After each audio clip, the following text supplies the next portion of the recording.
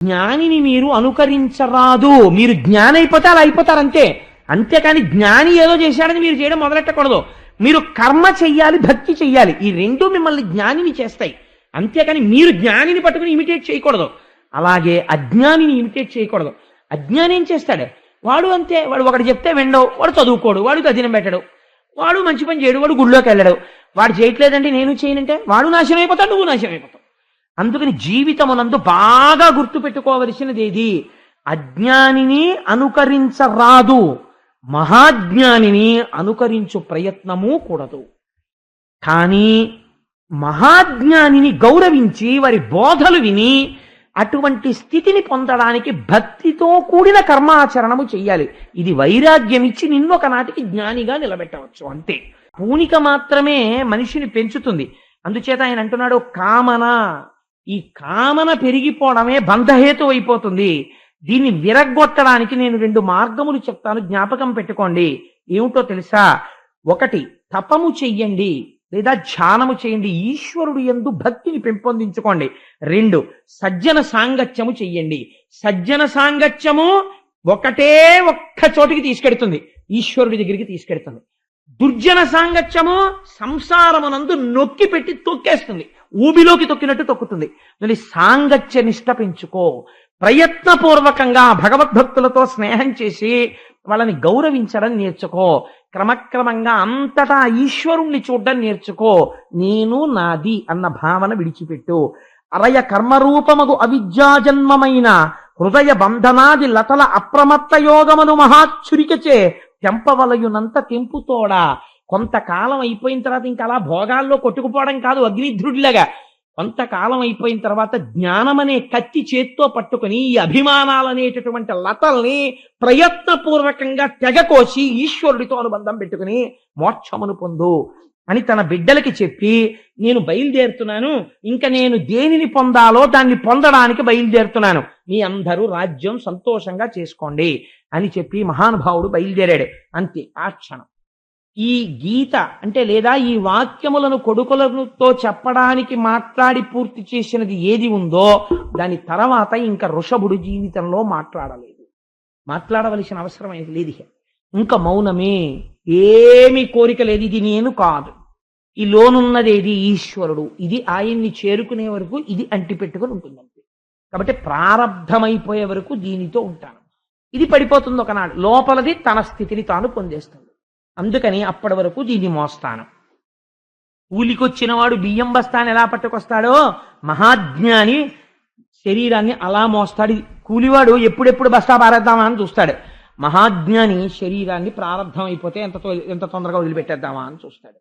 అందుకని ఆయన ఏం చేశాట?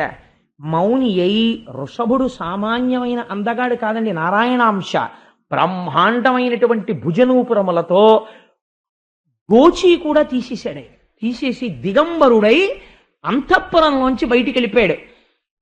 అందుకే రామకృష్ణ పరమహంస అంటారు, నోటితో చెప్పడం కాదు, వైరాగ్య భావన కలిగిన నాడు ఎటువంటి స్థితిని పొందుతాడో చూడండి. ఆ అంతఃపురంలో సింహాసనం మీద కూర్చుని రాజ్య పరిపాలన చేసిన వృషభుడు ఇంతటి అందగాడు, అంతెత్తు మూర్తి, దిగంబరుడై మౌనంగా నిశ్శబ్దంగా చిరునవ్వుతో వెళ్ళిపోతుంటే మోహమును పొందారట చాలా మంది ఆయన యొక్క రూపాన్ని చూసి, ఏం అందగాడని. ఆయన మాత్రం మాట్లాడకుండా వెళ్ళిపోతున్నాడు.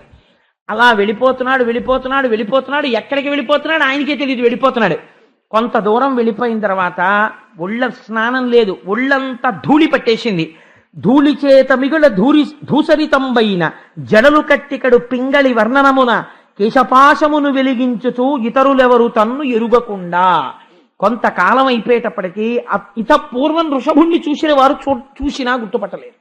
ఒళ్ళంతా ఇంత మందాన మట్టి అట్ట కట్టేసింది. మెల్లిగా జుట్టు జడలు కట్టేసి ఎర్రటి రంగుతో జడలు వేళ్లాడుతున్నాయి. ఒక ఉన్మాది, ఒక భూతావేశం, ఒక పిశాచం పట్టినవాడు ఎలా వెళ్ళిపోతాడో అలా వెళ్ళిపోతున్నాడు. పిల్లలు రాళ్లు పెట్టి కొట్టారు, కొంతమంది పళ్ళు పెట్టి కొట్టారు, కొంతమంది ఆయన మీద మూత్ర విసర్జన చేశారు. పిచ్చివాడు అన్నారు, కర్రలు విసిరారు. ఆయన అందరి వంక చూసి ఒక చిరునవ్వు నవ్వేవాడు, మాట మాట్లాడేవాడు కాదు. అమాయకత్వం రా, లోపల ఉన్నటువంటి వాడు ఈశ్వరుడు, పైన దేహము, ఇది నేను కాదు. ఇది పడిపోయేంత వరకు ఇలా తిరుగుతాను అని వెళ్ళిపోతున్నాడు. వెళ్ళిపోయి వెళ్ళిపోయి వెళ్ళిపోయి చాలా కాలానికి అవధూత వేషమున ఇట్లవనిన్ మలినంబులైన అవయవములతో తవిలి జరించుచునుండెను భువి భూతాక్రాంతుడైన పురుషుని మాట్కిన్. భూతావేశం కలిగిన వాడు ఎలా తిరుగుతాడో అలా తిరుగుతున్నాడు. తిరుగుతూ తిరుగుతూ కొంతకాలానికి ఎందుకు ఇంక తిరగడం, ఏదో చేతిలో పడితే తింటాం, దొరికితే తాగుతాం, ఏమవుతుంది, లేకపోతే దేహం పడిపోతుంది, ఈ దేహం నేను కాదు కదా, అది పడిపోతే వచ్చిన నష్టం ఏమిటి అని ఒక చిత్రమైన వ్రతం పట్టేట. ఏమిటో తెలుసా అండి? జనులకిట్లు యోగ సంచారమెల్లా విరుద్ధమనుచు ఆత్మ బుద్ధి చూచి అజగరంబు మాట్కి అవనిపై నుండే భీభత్స కర్మమునకు పాలుపడుచు.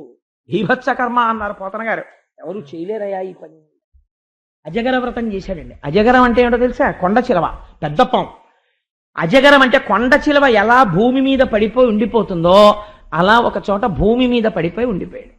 ఇప్పుడు ఏమిటి కథలు, అలా నవ్వుతూ పడుంటాడు. ఎవరో తీసుకొచ్చి పాపం రాళ్ళేసి కొట్టేవారు, తిట్టేవారు, పుడిచేవారు, లేచేవాడు కాదు, నవ్వేవాడు. ఎవరో తీసుకొచ్చి పాపం అయ్యో ఏమిటో అలా పడిపోయాడు, పోన్లేండి, ఎవరి జోలికి వచ్చాడు, ఏం చేశాడు అని అరటిపండు ఇట్టేవారు, తినేవాడు. అక్కడే మల విసర్జన చేసేవాడు, అక్కడే మూత్ర విసర్జన చేసేవాడు, అందులోనే పొర్లుతూ ఉండేవాడు. ఈయన మల విసర్జన చేస్తే అందులోంచి 10 యోజనముల దూరము సుగంధము వ్యాప్తి చెందుతుండేది.